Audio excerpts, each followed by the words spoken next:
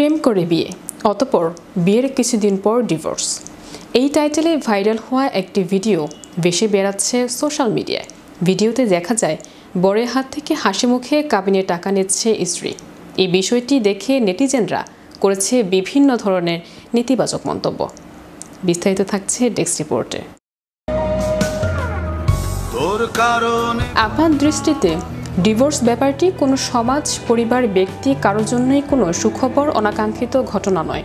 দুটো মানুষ যখন বিয়ের মতো একটি পবিত্র মধুর বন্ধনে আবদ্ধ হয়, তখন দুজনের মনে স্বপ্ন থাকে যেন এই সম্পর্কটি সারা জীবন টিকে থাকবে।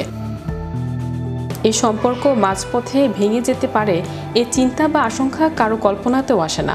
স্বাভাবিক ক্ষেত্রে উভয় পরিবারের সবাই আশা করে এই সম্পর্ক টিকে থাকবে আজীবন।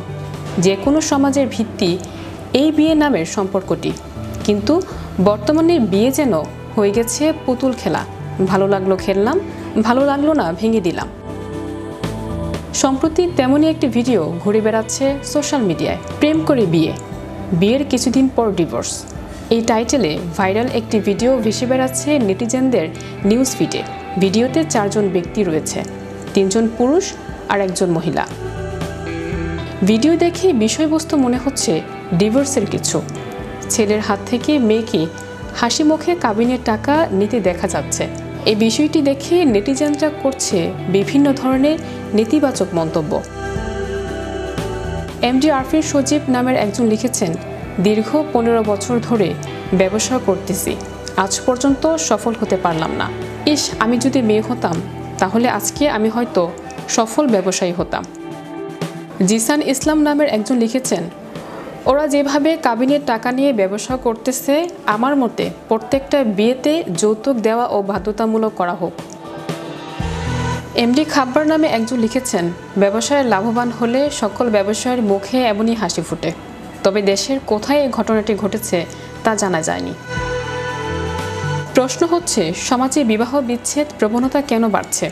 কেন মানুষ বৈবাহিক জীবন ছেড়ে একাকী জীবন বেছে নিচ্ছে? এটা নিয়ে সমাজ বিজ্ঞানীরা নিজ নিজ দৃষ্টিভঙ্গি থেকে নানা কারণ বর্ণনা করেছেন। তবে যে কথাটি প্রায় সবাই বলছেন তা হচ্ছে ধর্মীয় অনুশাসনের অভাব। বিশ্বাস ও মূল্যবোধ, জীবন দর্শন ও জীবনধারা, স্বামী স্ত্রী একে অপরের হক সম্পর্কে সচেতনতা, বিনয় ও ছাড়ের মানসিকতা, সন্দেহ প্রবণতা থেকে বেরিয়ে আসা, পর্দা রক্ষা করা, পরপুরুষ বা পরনারীর সঙ্গে সম্পর্ক ও মেলামেশা থেকে বিরত থাকা, যৌতুকবিহীন বিবাহ বন্ধনে আবদ্ধ হওয়া, শারীরিকভাবে অক্ষম হলে বিবাহ থেকে বিরত থাকা, এসবই ধর্মীয় অনুশাসনের অন্তর্ভুক্ত। এগুলো মানা হয় না বিধায় প্রতিনিয়ত বিচ্ছেদের মতো দুঃখজনক ঘটনা ঘটছে। চ্যানেল ইউরোপ, বিনোদন ডেস্ক।